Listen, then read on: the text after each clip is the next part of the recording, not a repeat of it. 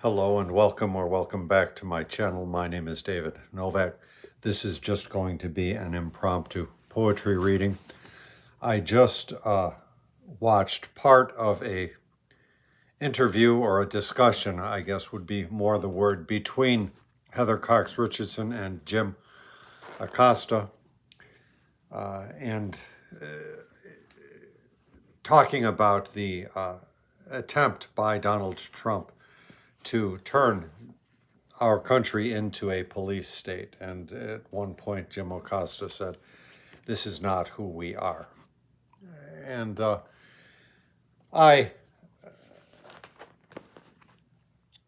am happy to endorse that sentiment, or I would like to be able to endorse that sentiment. I paused the video. I will put a link to it in the discussion and into the description. I really don't desire to live in a police state. Of course, here in Chicago, in the state of Illinois, we are supposed to be the next target of this. So I thought I would just give an impromptu, come on, dude, poetry reading. Sorry. Here we go. Now, come on. Let it be.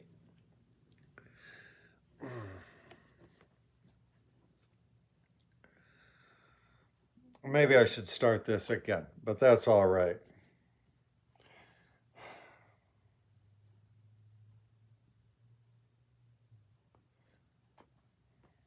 I know. I love you too, kiddo. Well,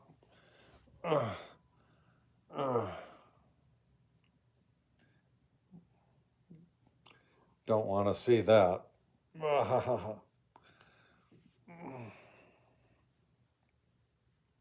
Well, how's the poetry reading going so far? But I really don't want to be living under a police state. And I feel frustrated in the sense, this book came out a few months ago now, and I just don't feel that it's even adequate to the situation. But as yet, I don't feel like I'm going to put something else together. So I will hit that. But I thought, just as a way of lightening the mood, I'd start with something from The Recusal, which really is not about fascism or dictatorship or that sort of thing. Now, come on, dude.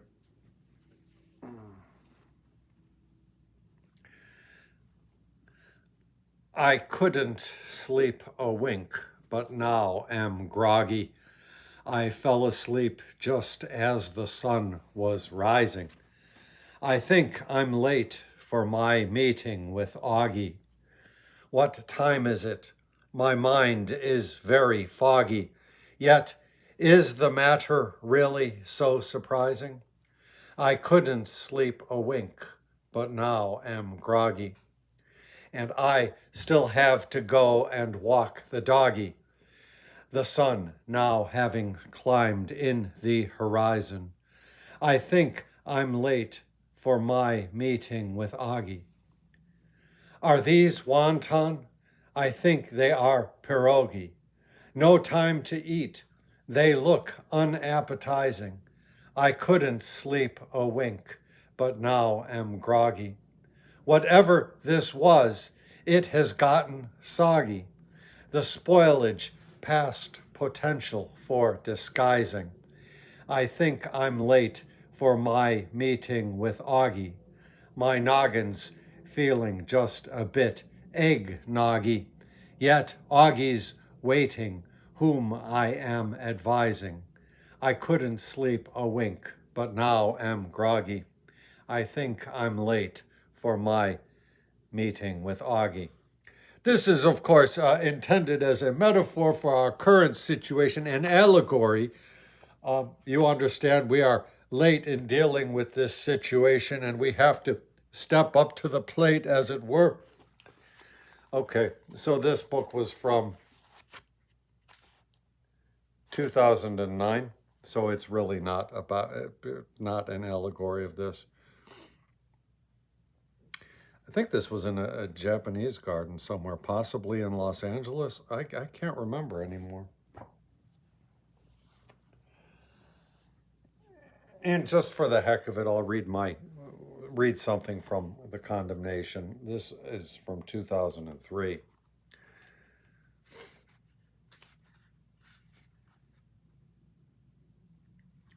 I don't think it specifically addresses this generation right now. It addressed a previous set of citizenry. Bury this generation. Oh, this book was dedicated to the true Americans. I think the true Americans are those who don't desire to live in a police state. Bury this generation in the ground, and let its names go unremembered. They that willfully assented with no sound to tyranny and terror all around, as self-indulgent, self-absorbed they play. Bury this generation in the ground. It is a people lost, thinking it found, in unconcern to pass the livelong day, that willfully assented with no sound. False words of sympathy and fear abound, yet as none stir, the future must, not may, bury this generation in the ground. Remember not the names, let not astound that such as these frittered the while away, that willfully assented with no sound. It is the just deserts, this shapeless mound, that let itself be cowed into the clay. Bury this generation in the ground, that willfully assented with no sound. Well, it's time to start making sounds. Time to start making sounds, my boys. It's time to start making sounds, my boys and girls. Was there anything else I would like from this? Well, why not? I've read all of this stuff before. Why not Pilloried Man? Also from this book, I should point out. Pilloried man beneath the mocking stars, what is your fate? As heir to many riches, a great inheritance you've withered sparse. 'Twill be the living's task to turn the farce, to pull man's destiny out from the ditches. Pilloried man beneath the mocking stars, how is it, yet for all your schemes and wars, you fail to beat lust's itch as it bewitches, a great inheritance you've withered sparse? How is it, though some soul it tans or tars, no law you will not break to pad your niches, pilloried man beneath the mocking stars? What is your fate? In race for golden bars, how much obtain before the whole thing pitches, a great inheritance you've withered sparse? How is it, even as you break your arse, yet you persist, although it end with switches? Pilloried man beneath the mocking stars, a great inheritance you've withered sparse.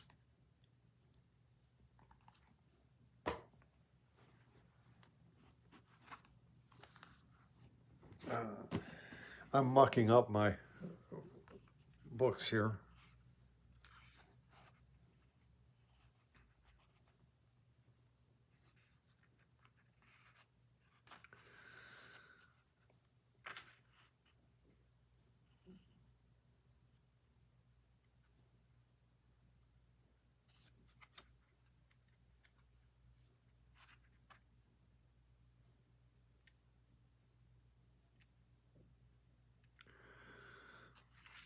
Destruction is an easy vice for those unskilled who do not fear the precipice and cannot build.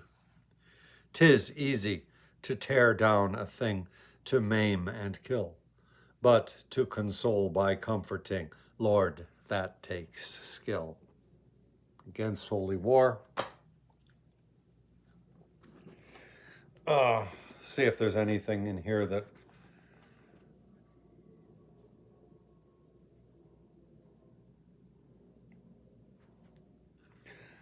well, it just opened to this. Why don't I read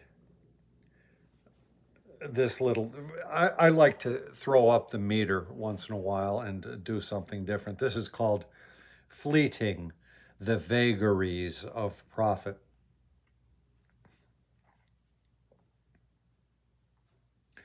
Remember those old codgers?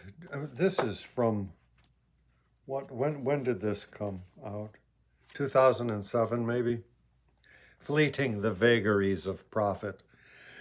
Remember those old codgers, George and Sam, that's Bush and Walton, each patting of the other's back as if there were no salt in the vasty earth except for those who both knew how to profit.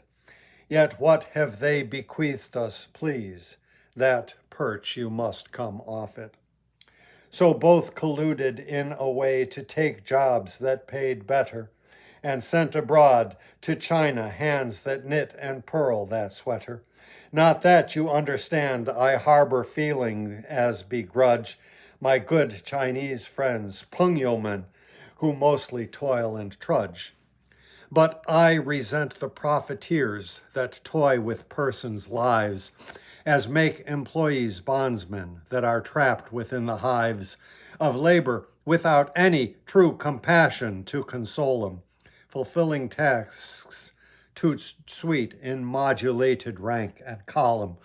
No, George and Sam in their flim-flam may slap each other's backs, despite which mean of friendliness we see between the cracks. It was all talk, how all of it was good for all of us, but distributions mean unkindly treated many thus. Again, so tell me, what has each of these men left behind? A fortune for their children to distribute to the wind.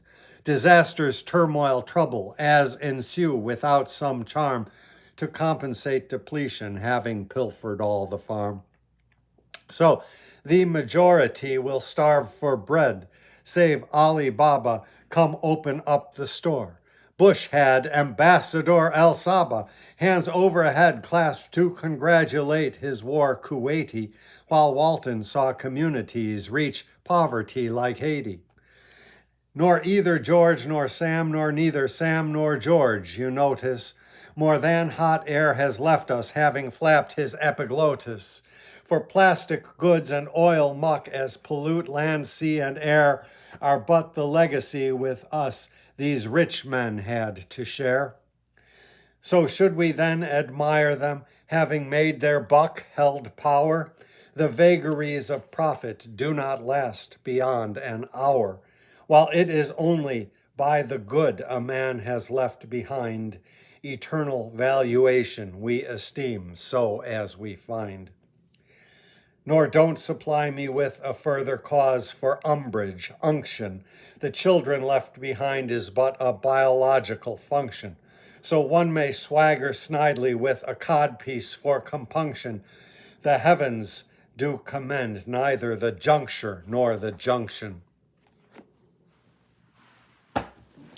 Somehow with the talk of the billionaires, and not to mention all of the profiteering, how much has the Trump family made so far in 7 months? Well, after a few months, it was $3 billion. So it's probably double that by now.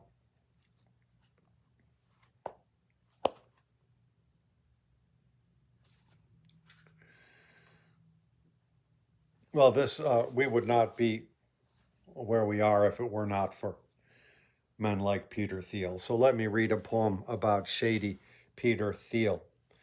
With Elon Musk hightailing it, then who is left behind?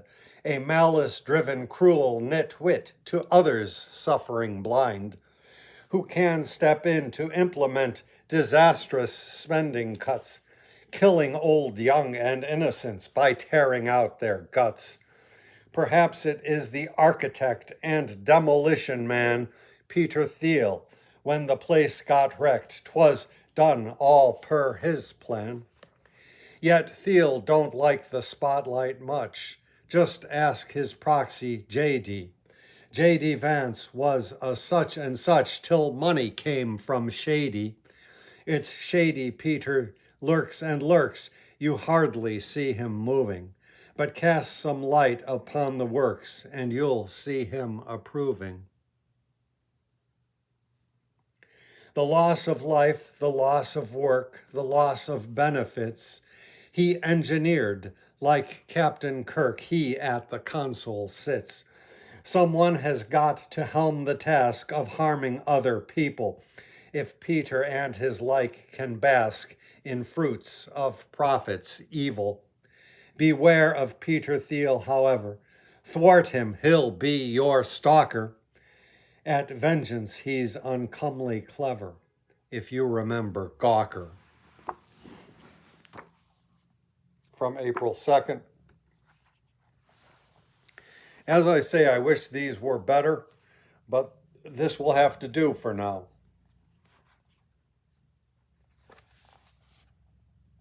Poesia, yeah.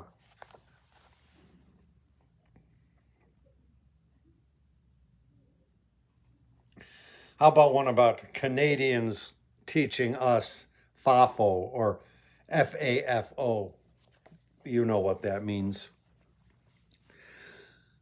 Local communities are weeping, begging our neighbors to the north, Canadians who have been keeping tourism boycotts, causing dearth and a diminishment of business worth, begging them to return, although my government has clearly made Canada former friends well know that we the friendship have betrayed, as threats and violence all our words pervade. Ha ha!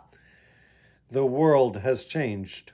Do not depend on goodwill from those whom you've harmed, for one who has abused a friend, then grown of consequence alarmed. Know that you reap not love when hate was farmed. You reap not love when hate is farmed. I should point that out.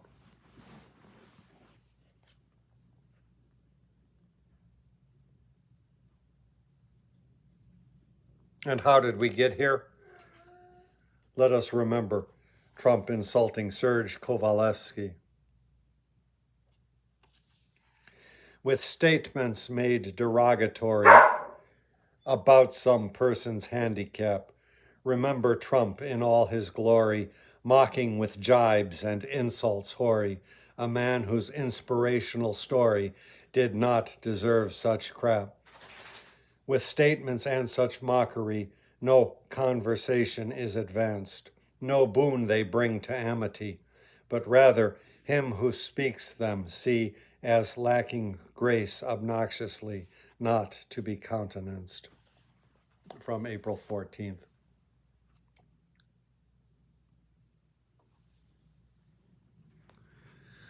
Money won't buy it. Just a look back. Money can't buy you love or an erection. Well, maybe sometimes, even an election. Alas, the builder of the swastikar has learnt that his appeal don't travel far. We need to send all of them packing, my dears. That's what we need to do.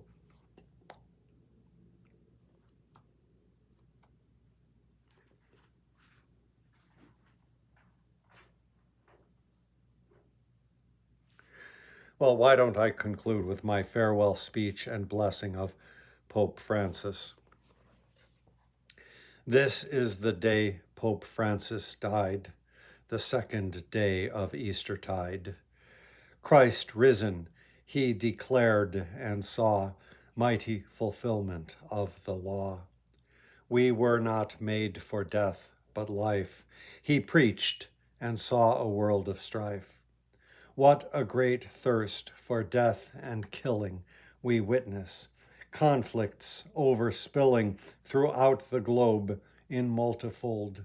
Violence we observe untold, even in families raised against women and children, and commenced plethoric raptures of contempt, targeting them, the least exempt, the vulnerable, the marginalized, and migrants, all of these despised, even as Jesus Christ arisen, who serves the poor and meek in prison. The Pope, through worldwide prayer, then sent a call for true disarmament and preconditions set for peace. Religious freedom first of these, freedom of thought and of expression second and third. With these, profession of the respect for others' views, the Paschal mystery to enthuse. Thus told he the stupendous struggle of life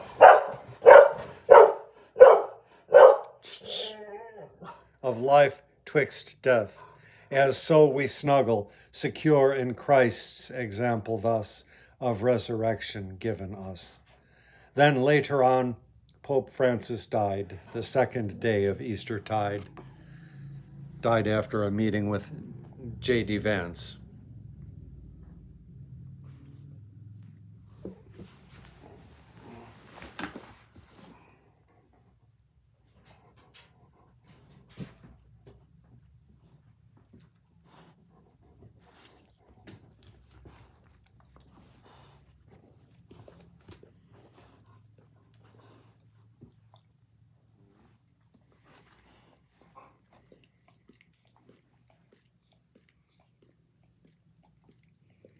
Thank you for stopping by my channel.